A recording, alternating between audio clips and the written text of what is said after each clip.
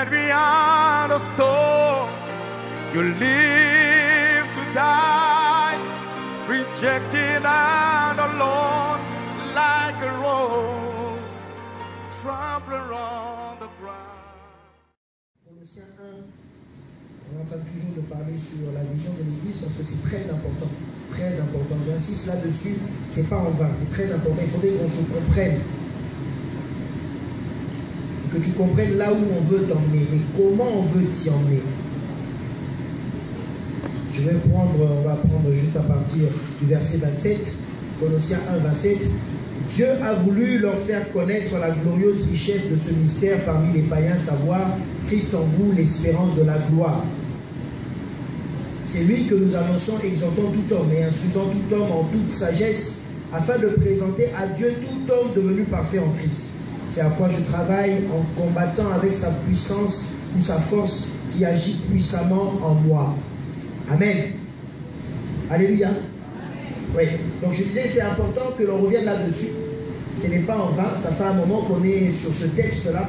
Et c'est très important, très très important qu'on se comprenne.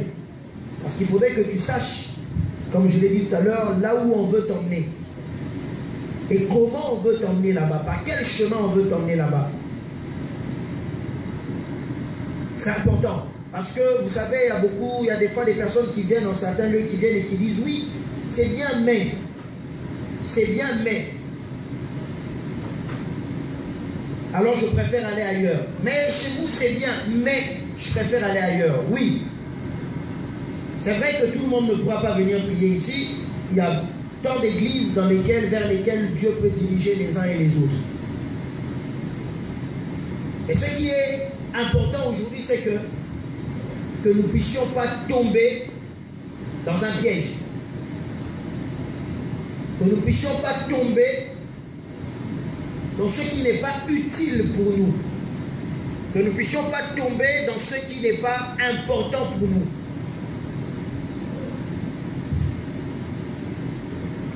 Vous savez, moi j'aime bien donner des exemples pratiques. Aujourd'hui, on est dans un monde qui est ouvert. Le monde s'ouvre de plus en plus. On parle de globalisation. Je donne un exemple, je vais trouver une assurance pour une voiture. Je vais m'acheter une voiture et je veux avoir une assurance. Et on sait très bien qu'aujourd'hui, on va être très pratique aujourd'hui, hein, comme c'était un enseignement. On sait très bien qu'aujourd'hui, il y a plusieurs assureurs. En tout cas, il y en a beaucoup. Il y a plusieurs, on peut aller à plusieurs endroits pour assurer sa voiture. C'est plus comme il y a quelques années, il y a très longtemps, où tu n'avais peut-être que 2, 3 assureurs et puis bon, ça s'arrêtait là. Tu n'avais pas trop le choix. Aujourd'hui, en tout cas, il y en a plus d'une vingtaine, plus d'une trentaine, plus d'une cinquantaine, certainement. Il y en a tellement beaucoup. Et on est content. Parce qu'on se dit, j'ai le choix. Je peux aller chez le premier. S'il ne me satisfait pas, je vais chez le deuxième. S'il ne me satisfait pas, je vais chez le troisième, ainsi de suite. Ça, c'est bien. Ça peut paraître comme un avantage. C'est un avantage. Mais maintenant, tu verras que d'autres personnes vont aller te dire, moi, j'ai trouvé un assureur qui peut assurer ma voiture et je ne veux payer que, je donne un exemple, je ne veux payer que 1 € par mois. Alors que toi, tu as la même voiture que moi, tu as les mêmes critères que moi par rapport à ton permis, par rapport à tes bonus, etc. Et toi, tu es peut-être assuré à un endroit où tu payes, je dirais peut-être 40 € par mois. Moi, j'ai trouvé un endroit à 1 €. C'est bien. J'ai trouvé un endroit à 1 €. Mais ce qu'on oublie souvent, c'est que tu as trouvé cet endroit à 1 €, c'est bien. Tu as signé ton contrat, c'est bien, parce que tu as le choix de toute façon. Mais la personne qui te propose 1 € te propose un contrat que tu as signé. Qu'est-ce qu'il y a derrière ce contrat-là? C'est là tout le problème. Parce que le jour où il t'arrive maintenant un accident, le jour où il t'arrive un problème, c'est ce jour-là où cette personne-là te dit, mais écoutez monsieur, vous, le contrat que vous avez signé chez nous, c'est un contrat à 1 €. Et le contrat à 1 €, malheureusement, ça ne tient pas compte de tel ou tel autre critère. Donc, votre accident, c'est pour vous, c'est à vous de le régler tout seul. Et c'est à ce moment-là qu'on s'énerve, on dit, mais c'est pas possible. C'est de l'arnaque. Mais moi, j'ai signé un contrat, mais moi, je suis assuré. On dit, oui, effectivement, vous êtes assuré, sauf que vous payez que 1 €. Et pour 1 €, vous n'avez droit qu'à ça ou ça. et le reste, vous n'avez pas droit. Ça veut dire que la personne qui a signé le contrat à un moment donné, elle s'est laissée flouer. Elle a vu qu'il y avait la concurrence, elle a étalé tous les prix et elle s'est dit, je vais prendre le moins cher, parce qu'il y a la concurrence.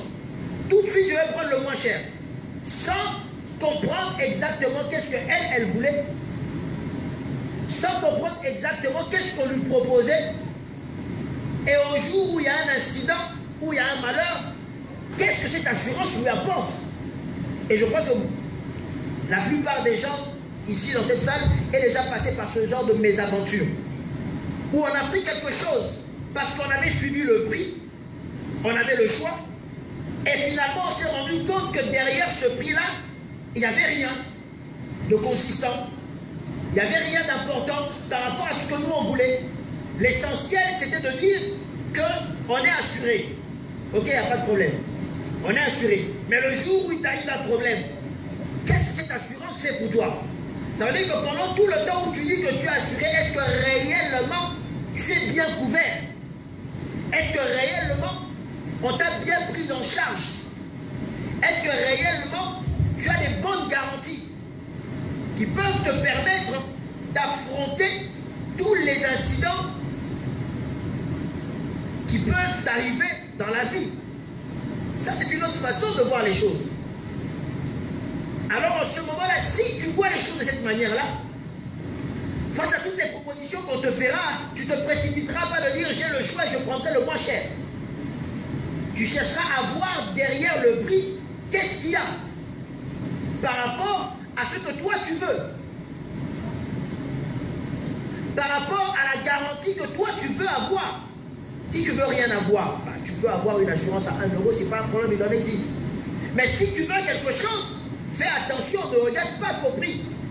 Après, bien sûr, si tu peux avoir à la fois le prix moins cher pour les meilleures garanties, ça c'est l'idéal. Tout le monde rêve de ça. C'est l'idéal. Mais fais attention. Fais attention à ce que tu mets dedans. C'est comme ça qu'on a vu certaines personnes, et souvent ça arrive aux femmes, bon, excusez-moi les femmes, on va se dire, ah, ça c'est le prix le moins cher. Donc je vais m'acheter, je vais sauter tout de suite sur cette paire de chaussures parce que ça coûte moins cher et c'est beau et ça coûte moins cher. Dans les autres magasins, je les ai vus à 3 fois, 4 fois, 5 fois plus cher.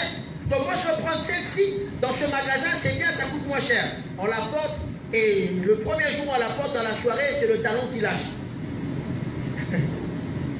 Le talon lâche. Le premier jour, on le met le premier jour, arrivé juste à la soirée, ça lâche toujours au mauvais moment. Arrivé juste à la soirée, au moment d'entrer dans la salle, ou pendant qu'on est en train de danser sur la piste, hop, on se rend compte que la paire de chaussures qu'on a acheté le même jour ou la veille, qui est neuve, ah, c'est le talon qui a lâché. Ils tenteront d'une manière ou d'une autre à revenir. Donc si tu es libre, lundi, il faudrait que mardi, tu continues de rester libre. Et que mercredi, tu continues de rester libre. Et que jeudi, tu continues de rester libre. Là, en ce moment-là, tu vis maintenant ta liberté.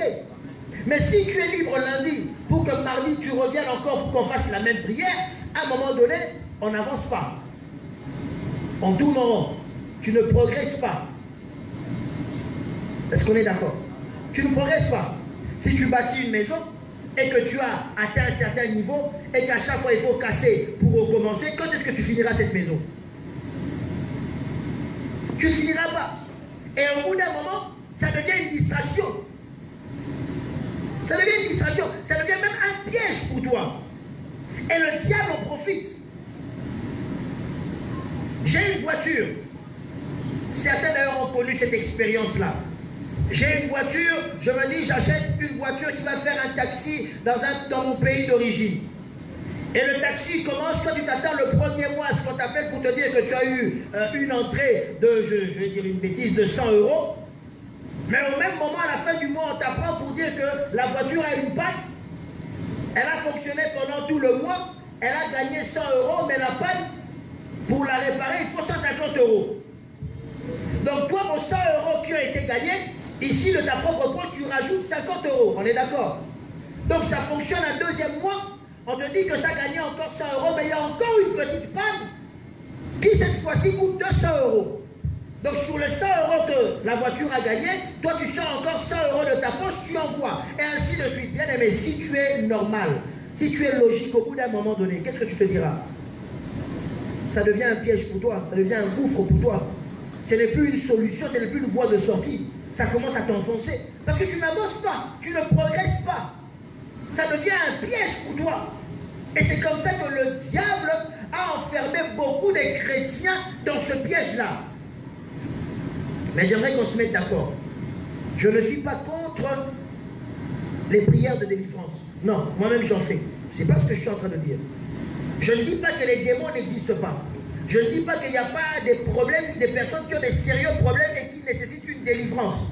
Je ne dis pas que le combat spirituel n'existe pas. Ce n'est pas ce que je suis en train de dire. Je crois en cela. Je prie pour que les démons sortent des vies des personnes et on voit les résultats. Les démons sortent. Alléluia. Gloire au Seigneur. Mais ce que je suis en train de dire, c'est que ça ne devienne pas un piège pour toi. Ou c'est-à-dire toute ta vie, tu es concentré là-dessus. Tu ne fais que ça. Tu ne vis que pour ça. Toi, ta seule prière, quand tu te mets à genoux, tu n'as jamais adoré Dieu. Tu n'as jamais dit merci à Dieu même pour le souffle de vie que tu as. Dès que tu te mets à genoux, toi, c'est directement les démons au nom de Jésus. Les démons au nom de Jésus. Qui t'a créé, les démons ou bien Dieu? À qui tu dois l'adoration et la louange? À Dieu ou aux démons? Le souffle de vie que Dieu te donne, c'est d'abord pour l'adorer ou pour lier les démons? Il y a des chrétiens, 5 minutes d'adoration, ils sont incapables de le faire. Je dis bien incapables. 5 minutes. Vous commencez à prier, adoration, au bout de 5 minutes, il ne sait plus quoi dire, il ouvre les yeux et commence à regarder. Mais si c'est la prière de délivrance, il peut faire pendant 30 minutes, il est en train de lier les démons. Ça, ce n'est pas normal. Tu m'as compris? Ça, ce n'est pas normal. Je le dis haut et fort. Ça, ce n'est pas normal. Tu dois apprendre à lier les démons, tu dois apprendre à chasser les démons, tu dois apprendre à faire ton combat spirituel. Tu dois le faire. Mais surtout, apprends à adorer ton Créateur. Alléluia. Apprends à bénir ton Dieu, à passer du temps avec ton Dieu, à communier avec ton Dieu. Ça, c'est important. Et ce genre de choses, c'est quand tu as lu la Bible et que tu as compris ce que la Bible dit. Quand tu as été enseigné, tu connais ta position en Jésus-Christ, alors en ce moment-là, tu commences à voir les choses différemment. Même le combat spirituel, tu le vois différemment. Tu le vis différemment. Tu l'expérimentes différemment. Et les résultats sont différents. Je ne suis pas contre le combat spirituel, au contraire, je suis pour le combat spirituel. Mais je veux que ça se fasse bien, parce qu'on a en face de nous un ennemi qui ne nous pardonne pas. Alors ne perdons pas notre temps dans une distraction qui donne la force à l'ennemi plutôt qu'à nous. Alléluia. Ça, c'est la maturité spirituelle. La personne qui a été enseignée et qui a compris. J'étais une fois dans une église, enfin dans une réunion de prière, ce n'est pas une église, dans une réunion de prière en Côte d'Ivoire, et il y a une personne qui prie et qui, j'ai oublié le verset, ça m'échappe, c'est dans le proverbe, qui dit oui, la Bible dit que malheur à toutes les personnes qui te font du mal et tout, qui s'attaquent à toi. Donc maintenant là, nous allons prier, nous allons envoyer le malheur sur toutes les personnes qui en veulent à ta vie.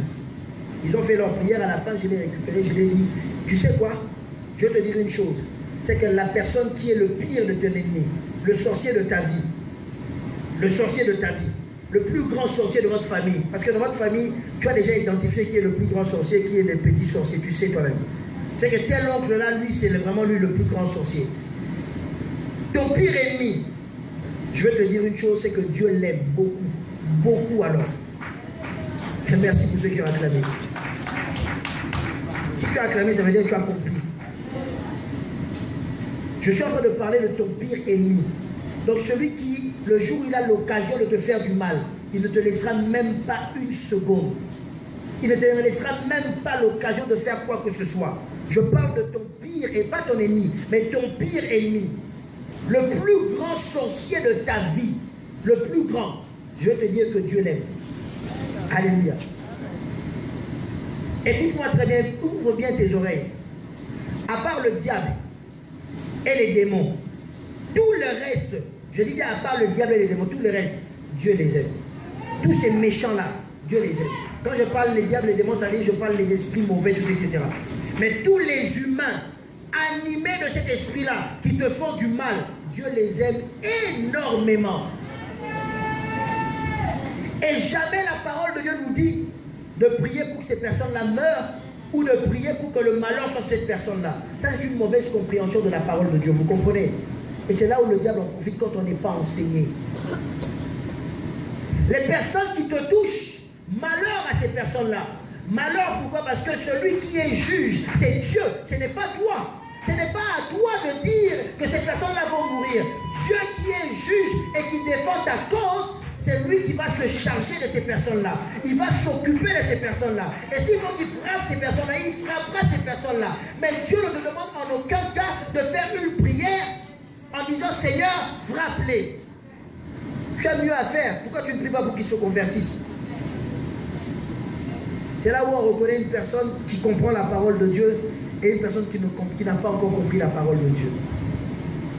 Vous voyez à quel point quand on n'est pas mûr dans la parole de Dieu, on peut dire des bêtises, même en prière. On a fait la délivrance dimanche, jusqu'au dimanche d'après, toute la semaine, même pas une minute de prière. Il préfère écouter Rihanna.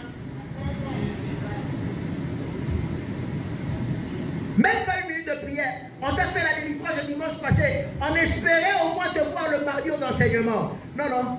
Toi, le mardi aux enseignements, pourquoi? Tu préfères rester à la maison. Il y a une bonne série qui passe. Je ne sais pas c'est quelle série qui passe le mardi soir. Tellement il y en a maintenant. Tu préfères.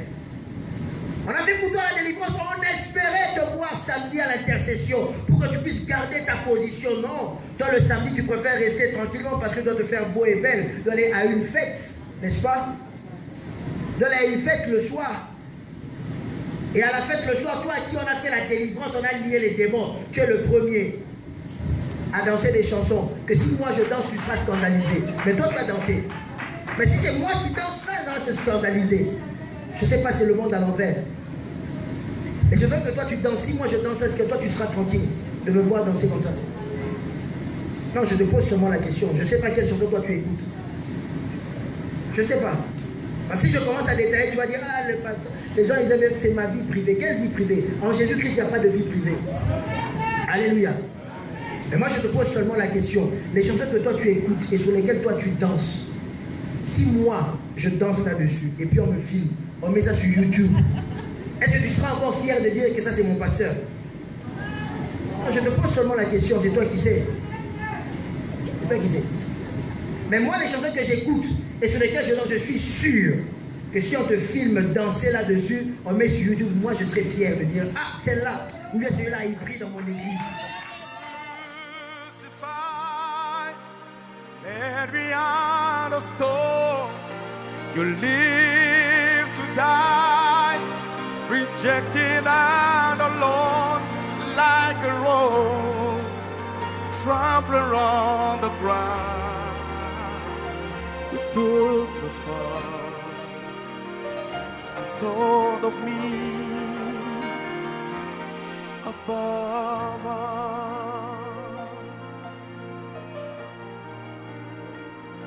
Above all powers, above all kings, above all nature and all created things.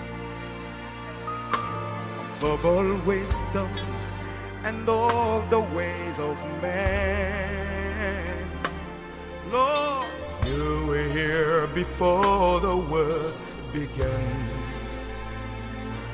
Above all kingdoms, above all thrones, above all wonders.